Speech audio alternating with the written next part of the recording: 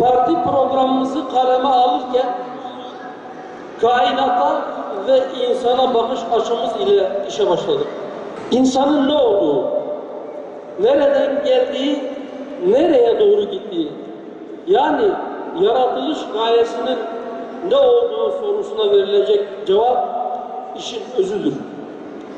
Siyasi bakış açılarının arasındaki fark da bu sorulara verilen cevaplar arasındaki farklılıklardan kaynaklanmaktadır.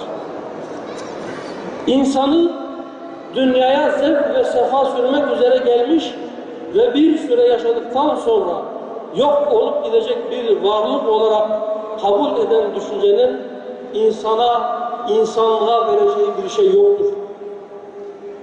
İnsanı mekanik bir toplumun dişlisi gibi görenlerin de insanlığa bir faydası yoktur. İnsan, kapitalistlerin karını artırmak için üretim araçlarından veya pazar ağlarından biri de değildir. Dürüst bir siyaset ile varmak istediğimiz hedef, gerçek adaleti tesis etmektir. Referansımız inancımızdır, İslam'dır. Davamız, insanlarımızı sahte ilahların kulluğundan kurtarmak suretiyle hakiki manada özgürlüklerine kavuşturmaktır. Sömürü düzeninin çarkına çomak sokmak suretiyle düzenlerini bozmak, zulmü ortadan kaldırmaktır. Gayemiz Allah'ın izni ve yardımıyla hakkı hakim kılmak, adaleti ikame etmek, zulmün belini kırmaktır. Tekbir!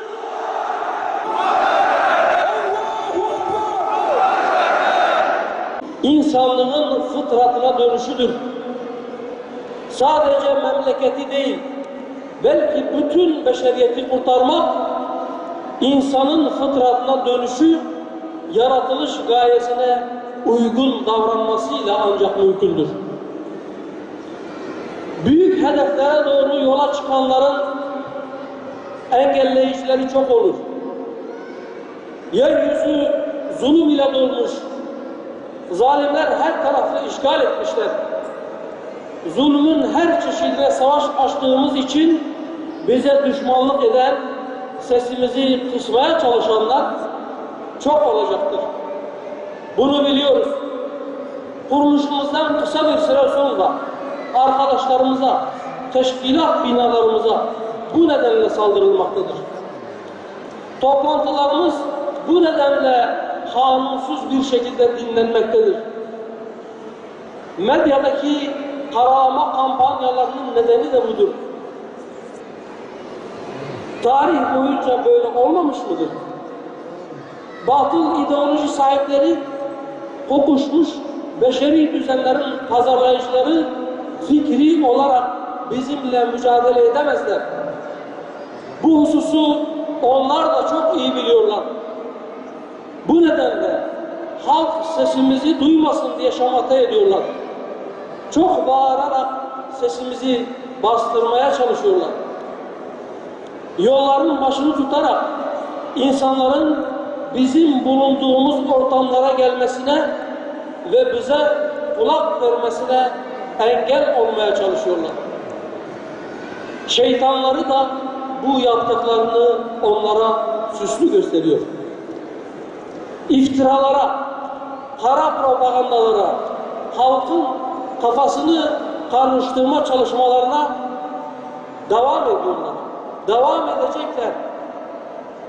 Saldırıları ile bizleri savunma pozisyonunda bırakmak, amaçlarımızı, hedef ve ilkelerimizi halkımıza anlatmamıza engel olmak istiyorlar. Dost, düşman, herkes şunu bilsin ki tarih boyunca yapılan saldırılar varisi olduğumuz kutlu önderleri durduramadığı gibi bu saldırılar bizi de durduramayacaktır. Hazreti Adem ile başlayan bu mücadele kıyamete kadar devam edecektir. Yılmadık, yılmayacağız.